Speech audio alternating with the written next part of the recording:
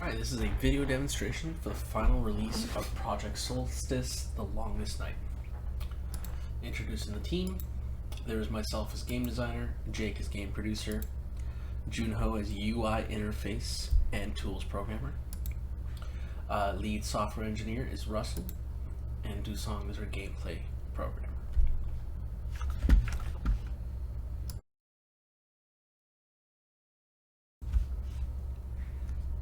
This is the final look of the main menu and our title screen with the options down here to change the controls and to turn the sounds on and off.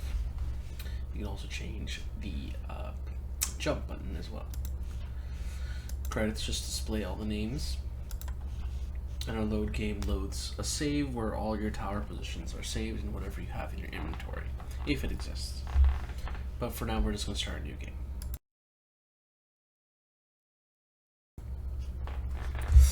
The final UI of our game is settled. As you can see here, we have a button for our jump, a button for our extract. We also have a little button to display our tower lists over here, and a little window to display what the current task is for the player.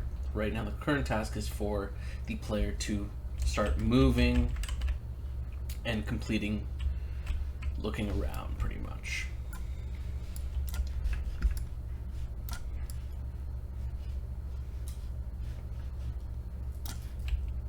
As well as looking around, the player can extract resources from the environment just by walking up to them and pressing the extract button.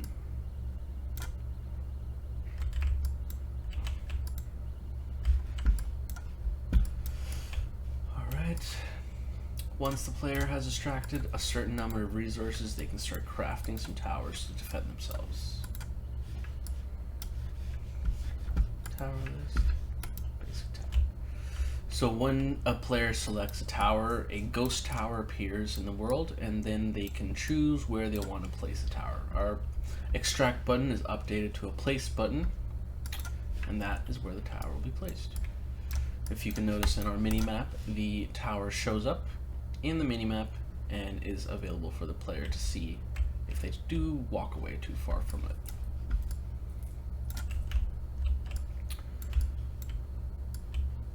So this is our most basic tower. This is just our defense tower. Other types of towers that we do have are our slow tower that slows down enemy movements, our wall tower that blocks enemies from getting towards the players, and our buff tower that increases the attack power of the player when they're nearby. We have three main resources into the game. We have steel, wood, and gold. To get the gold resource, you would have to convert your steel to gold using the alchemy table. So the alchemy table can be summoned by the player at any time. They just have to look at the ground, press T, and then they summon the alchemy table. To change your steel to gold, you just have to go up to the table and press extract, and if you notice, it turned my steel from 5 steel to 5 gold.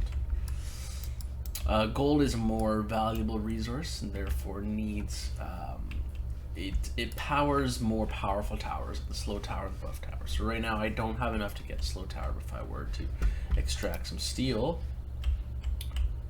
then I should be able to summon a slow tower. Just like that.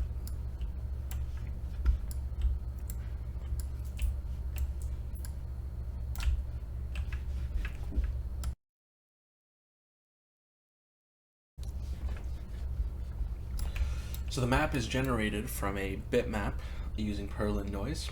As the player walks towards the edge of a map, more chunks of the map are generated for the player, as well as the resources that spawn onto that map. We do have some performance issues with the land generation, which we tried to overcome, but we were able to minimize the hitches down to the minimal as possible running on the emulator, and this is where we are.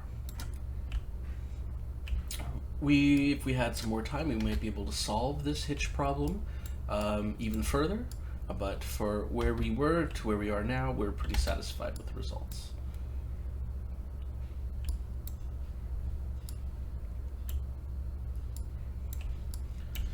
For a technical breakdown of how this line generation is working, our last video does have an extended version featuring Russell going over the specifics of the code and how it is breaking up the land and deciding which parts to generate, which parts to show, and which parts to exclude.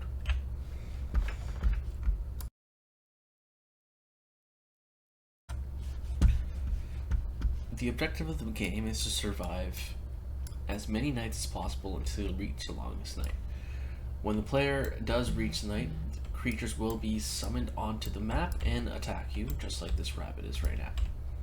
The way for the player to defend themselves is that they have to create magical towers. So to create the towers, they need to extract resources from the area and generate the towers.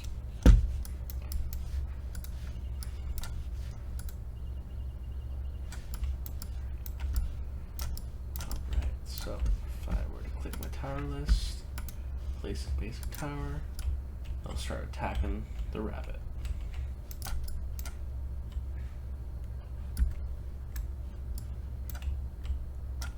And eventually a rabbit will die and we will survive the night.